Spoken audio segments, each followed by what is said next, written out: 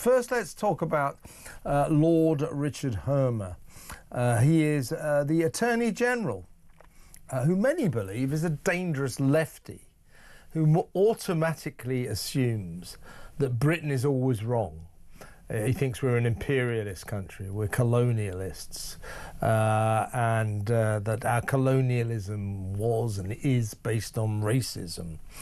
But he's under fire right now, old Lord, his lordship, because he represented Gerry Adams not so long ago for a £30,000 fee when Gerry Adams was sued by victims of the RAF, of the IRA. RAF, not RAF, IRA.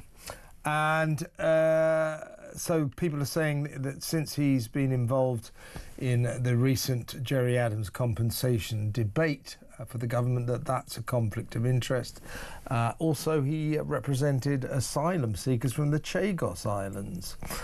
So he's been a mover and shaker in our bizarre bid to hand the Chagos Islands to China's friend Mauritius. So people say he's got a conflict of interest there. But also, what is his motivation? Why does he want to do this? Why does he want to give away strategic territory to China, effectively, to Mauritius, only in effect China? Why does he want to do this? A lot of people think he's one of these lefties like Keir Starmer who doesn't really like Britain. Let's talk to the political correspondent at the Spectator, James Heale. Hello, James. Evening, Kevin.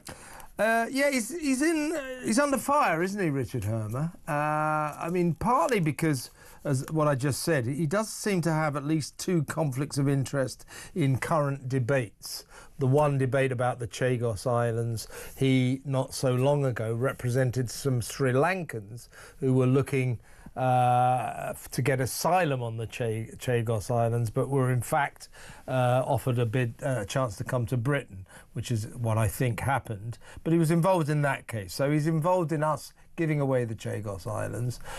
So there are claims that that's a conflict of interest. He shouldn't be involved in this case. Also with Gerry Adams. Gerry Adams, of course, desperate to get compensation from the British government because he was interned without trial in Northern Ireland back in the 70s in the IRA troubles. Well, not so long ago in 2023 for a nice £30,000 fee, Lord Hermer, I don't know if he was a lord then, but Hermer represented Adams, who was sued by victims of the IRA. So again, there are suggestions that this is a conflict of interest. But I think that the main thing he's being criticised for is the fact he just doesn't seem to like this country. He's part of Starmer's inner circle, classic Britain-hating lefty who thinks we're all colonial racists. Well, one of the first decisions that Keir Starmer made, literally within hours of becoming Prime Minister, was to ennoble Richard Hermer, who is someone he's known for many years. Together they were at Matrix Chambers together. They were both leading human rights lawyers. And for the first time in more than a century, Kevin, we had an Attorney General created who had never served in either House of Parliament before. And handing this peerage was a sign that this doctrine of legalism is going to be at the heart of this government. And I think we've already seen with the way in which the Chagos deal has kind of collapsed before the inauguration date, just the limits of that as a sort of political doctrine.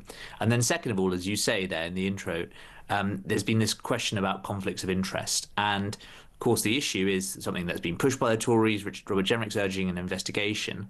But really, it's about, as you say, how much of this has been informed by discussion, shall we say, in which Richard Herman was previously acting as a private lawyer and now, of course, has a very public role.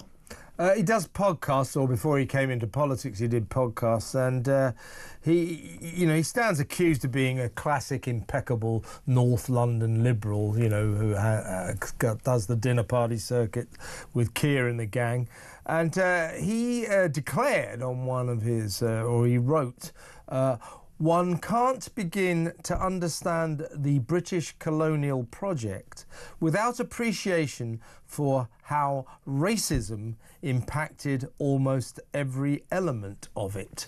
Now, the thing about the Chagos Islands is this is a kind of, in my view, this is Keir, David Lammy and Hermer, knee-jerk liberal left response to a territory that is not possessed by its indigenous people, the Chagos Islanders, most of whom, bizarrely, now seem to live in Crawley. But they were all kicked off in the 60s. Richard Hermer and the gang want to give it back. They say back to Mauritius. Now, Mauritius is 1,400 miles away from the Chagos Islands. It has never had sovereign control of the Chagos Islands.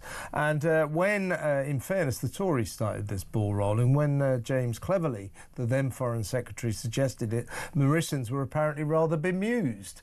What do you mean? Why? Oh, no, we'll give it to you. You know, because, colonialism and you're closer and all that. So when they started to sort of indicate, well, we're not sure we particularly want it, Hermer has come up with this idea, right, let's give them £800,000 a year for 99 years, which I think comes to about 9 billion quid. So the Mauritians are getting a bit more interested. But this is old-fashioned anti-colonialism on the part of North London lefties who think that British people are all racists and imperialists. That's my view.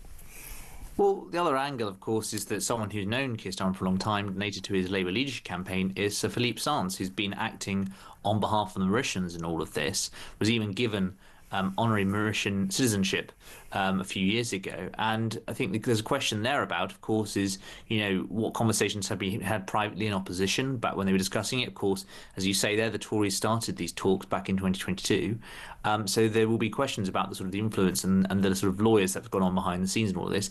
Let's not remember, of course, many Chagosians do not want to have the Mauritians take over them. They've never had these islands before. They, as you say, there's more than 1,000 miles difference, and so I think that a lot of Chagosians are actually very fearful of it, and they actually see it, Kevin, as sort of the white Brits being a sort of saviour mentality. Oh yes, we know what's better for you. Yeah. Actually, they don't want that, and a lot of them are very proud to be British and want to remain British. Yeah, white saviorism is at play here, isn't it? Now, wisely, I would suggest, uncharacteristically, Starmer and Lammy, and indeed Hermer, have decided to allow Donald Trump to make the decision about the Chagos Islands. They've allowed him the right of veto over this bizarre deal that we're trying to make to offload a very strategic territory to a friend of China. My feeling is that Donald's going to turn around and say, over my dead body, this isn't going to happen, because the Chagos Islands, Diego Garcia, the airstrip there, is crucial to the Americans as well as us in terms of the Middle East and the Far East.